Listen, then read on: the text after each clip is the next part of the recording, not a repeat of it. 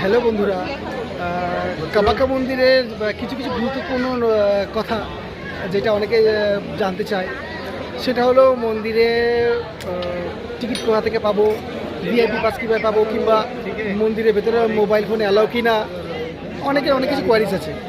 তা হ্যাঁ, মন্দিরের ভেতরে মোবাইল ফোন নেওয়া যায়, তবে সেটা পকেটে করে নেওয়া যায়। ভেতরে কোনো রকম অডিওগ্রাফি ভিডিওগ্রাফি একদম অ্যালাউ নেই, ওগুলো ভীষণভাবে রেস্ট্রিকশন। মোবাইল আপনি সঙ্গে রাখতেই পারেন, বাট অডিওগ্রাফি ভিডিওগ্রাফি আপনি করতে পারেন না, ওটা অ্যালাউ নেই।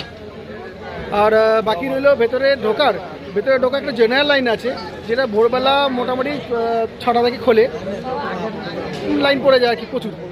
জেনারেল লাইনে এমনিতে সব জায়গাতে প্রচুর ভিড় হয়। আর যেটা ভিআইপি লাইন আছে, ভিআইপি লাইনে দুটো আছে। একটা হচ্ছে 7 দিন আগে কামাখ্যা মন্দিরের ওয়েবসাইটে অনলাইনে টিকিট দিয়ে দেয় 7 দিন আগে, ওটা 500 টাকা করে।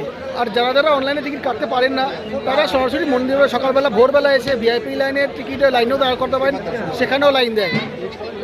আমি তো ভিআইপি লাইনে যেটা কেটেছিলাম, সেখানে আমাকে মোটামুটি 5 ঘন্টা লাইনে দাঁড়াতে হয়েছে। ভিআইপি লাইনে 501 টাকার মোটামুটি 5 ঘন্টা লাইনে দাঁড়াতে হয়েছে। আর জেনারেল লাইন তো যাই হোক। আর আরেকটা লাইন আছে যেটা হচ্ছে পান্ডা লাইন, ভাবা, মানে এখানে পান্ডা যারা আছে হ্যাঁ, সব জায়গাতেই আছে কম বেশি, এখানেও আছে, দেখলাম তো। যাই হোক, যার পেশা মানসিকতা। তো হ্যাঁ, যেটা বললাম, ভেতরে মোবাইল ফোন নেওয়া অ্যালাউ আছে পকেটে করে, তবে নো অডিওগ্রাফি ভিডিওগ্রাফি, এবং আসলে অবশ্যই ভিআইপি টিকিট করে আসুন। জেনারেল লাইনে প্রচুর কষ্ট।